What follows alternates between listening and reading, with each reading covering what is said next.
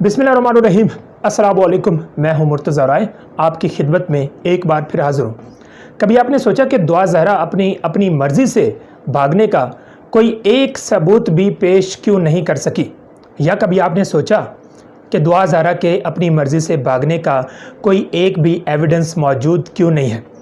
अब आप ये कहेंगे कि ये कैसा सवाल है, क्योंकि जब दुआ ज़हरा अपने घर से भागी थी, वो लाहौर पहुंची थी, और जब मुल्ज़िम ज़हीर से उसका निकाह हुआ था और उसके बाद जब पुलिस ने उनको गिरफ़्तार किया था ओकाड़ा से, तो वहाँ दुआ ज़हरा ने अपना एक वीडियो बयान जारी किया था और उस वीडियो बयान में उन्होंने ये कहा था कि मैं अपनी मर्ज़ी से भागी हूँ, मेरे वालिदैन ज़बरदस्ती कहीं और शादी कराना चाहते थे, इसलिए मैं अपनी मर्ज़ी से भागी हूँ।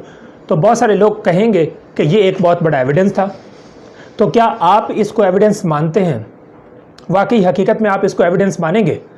टीनेजर्स तो इसको एविडेंस मान लेंगे और बहुत आसानी से वो मान लेंगे, लेकिन आप लोग जो पढ़े लिखे हैं, जो समझदार हैं, जो कि ऑफिस होल्डर हैं, जो कि शादीशुदा हैं और उनके बच्चे हैं, क्या आप इसको एविडेंस मानेंगे?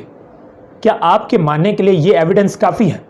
फिर कुछ लोग कहेंगे कि जब हाई कोर्ट में उन दोनों को पेश किया गया था और वहाँ दुआ को अपने वालिदैन से मिलने के लिए भी कहा गया और उनको वालिदैन से मिलाया भी गया, और उनसे मिलने के बावजूद वहाँ पर दुआ की वालिदा और वालिद के कहने के बावजूद कि आप हमारे साथ चलें, आप हमारे साथ जाने का बयान दे दें, लेकिन दुआ ज़हरा ने उनके साथ जाने का अदालत में बयान नहीं दिया और अदालत के सामने उन्होंने कहा कि मैं अपनी मर्ज़ी से भागी हूँ और मैं अपने शौहर ज़हीर के साथ जाना चाहती हूँ।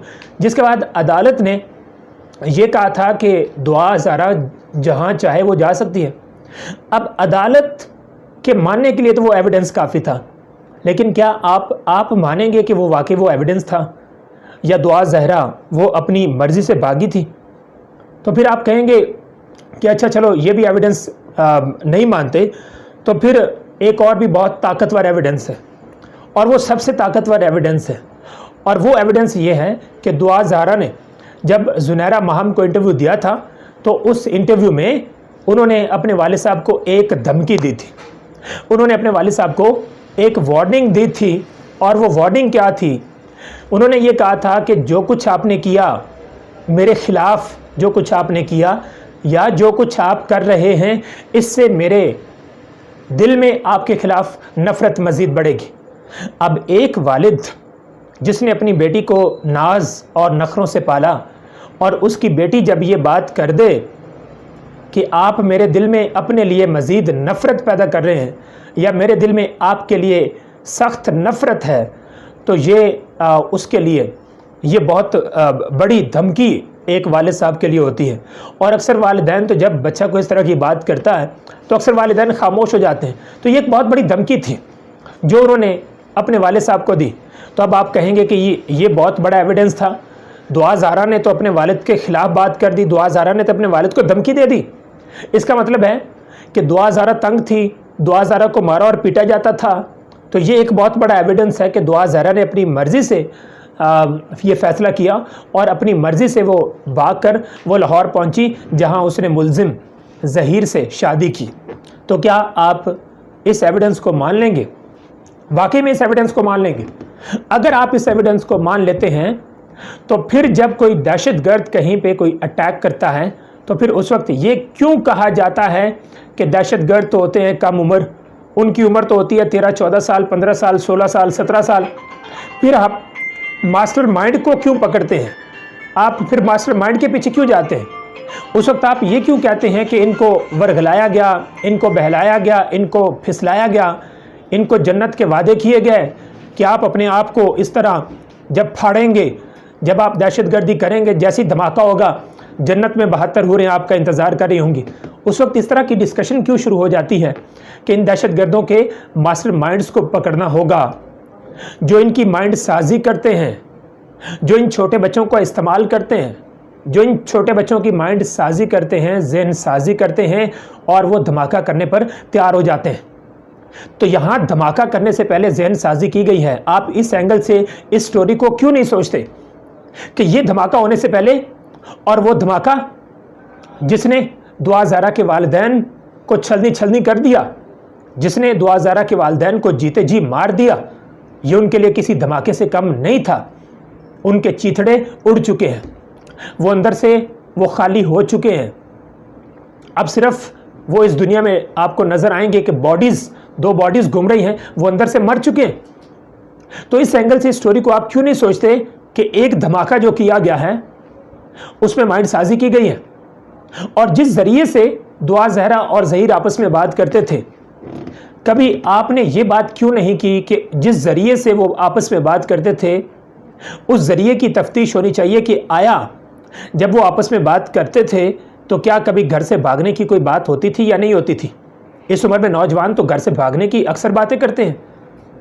हमने अक्सर कई दफ़ा ये सुना है कि नौजवान एक दूसरे को कहते हैं कि आप मेरे लिए अपने घर को छोड़कर आ जाएं, या कभी लड़की कहती है कि आप मेरे लिए अपने घर वालों को छोड़कर आ जाएं, कभी लड़का कहता है कि आप घर से भाग कर आ जाएं, अगर आप मुझसे इतना ही प्यार करती हैं तो घर से भाग कर आ जाएं, मैं भी देखूं कि आप प्यार करती हैं या नहीं करती। तो इस तरह की कहानियां हमारे सामने कितनी है। तो ये माइंड साजी किसने की? कभी आपने ये सोचा कि इस एंगल से भी सोचा जाए कि जिस ज़रिए से, जैसे कुछ लोग कहते हैं या बकौल उनके कि पबजी पर उनका रब्ता था और पबजी पर उनकी डिस्कशन भी होती थी, तो उस ज़रिए को कौन चेक करेगा? पाकिस्तान में ये काम होता है FIA का। कभी आपने सोचा कि FIA इसकी तफ्तीश करे या FIA को इस केस में इन्वॉल्व किया जाए और उस ज़रिए का पता किया जाए कि उस ज़रिए पर क्या डिस्कशन होती थी, और अगर मुल्ज़िम ज़हीर ने माइंड साजी की है दुआ ज़हरा की और उसके बाद दुआ ज़हरा ने भागने का फ़ैसला किया है, तो फिर मुल्ज़िम ज़हीर को सज़ा मिलनी चाहिए या नहीं मिलनी चाहिए, जिसने दुआ ज़हरा के वालिदैन को जीते जी मार दिया। तो मेरे ख्याल में इस एंगल से भी इस स्टोरी को सोचना चाहिए। दुआ ज़हरा अपनी मर्ज़ी से घर से नहीं भागी।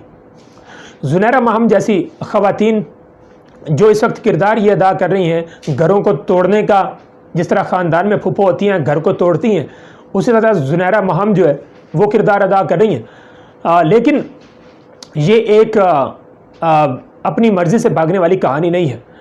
अपनी मर्ज़ी से भागने वाली अगर कहानी होती तो फिर 18-20 साल के बाद, 22 साल के बाद अगर कोई लड़की घर से भागती है तो उसको हम कह सकते हैं कि वो वाकई उसने सही सोच समझ कर फ़ैसला किया और वो अपनी मर्ज़ी से घर से भागी। लेकिन इस उम्र में माइंड साजी की गई है और उसके बाद फ़ैसला किया गया है घर से भागने का, और अब भी माइंड साजी की जा रही है। और अब माइंड साजी कौन कर रहा है? अब माइंड साजी ज़ुनैरा महम कर रही है। उनकी माइंड साजी ज़ुनैरा महम कर रही है, जो उनके बारे में कह रही है, जो उनके हनीमून के बारे में बात कर रही है, जो उनको कह रही है कि आप अपना यूट्यूब चैनल बनाएं, आप हनीमून पे जाएं, फिर वो उनके पास पिक्चर्स आती हैं, उनकी पिक्चर्स जो है वो शेयर की जाती हैं, और जब वो पिक्चर शेयर की जाती हैं तो उनके वालिदैन भी देखते होंगे और उन पर क्या गुजरती होगी। तो ये एक तरीक़ाकार है दुआ ज़हरा के वालिदैन को तकलीफ़ पहुँचाने का, और ज़ुनैरा महम उनको तकलीफ़ पहुँचा रही है। तो दुआ ज़हरा की माइंड साजी पहले भी की गई, घर से भागने के लिए भी माइंड साजी की गई, और अब जब वो घर से भाग चुके हैं तो अब भी उनके वालिदैन के ख़िलाफ़ उनकी माइंड साजी की जा रही है। तो ये घर से भागने वाली स्टोरी नहीं है, बल्कि ज़ुनैरा महम को अगवा किया गया है, उसको घर से भगाया गया है। उम्मीद है कि आपको ये अहम अपडेट पसंद आई। अगर पसंद आई तो इसको लाइक कर दें, दोस्तों के साथ शेयर कर दें, और मेरे चैनल मुर्तज़ा रॉय को सब्सक्राइब कर दें। अगली वीडियो में इंशाअल्लाह मिलेंगे, तब तक इजाज़त दीजिए। अल्लाह हाफ़िज़।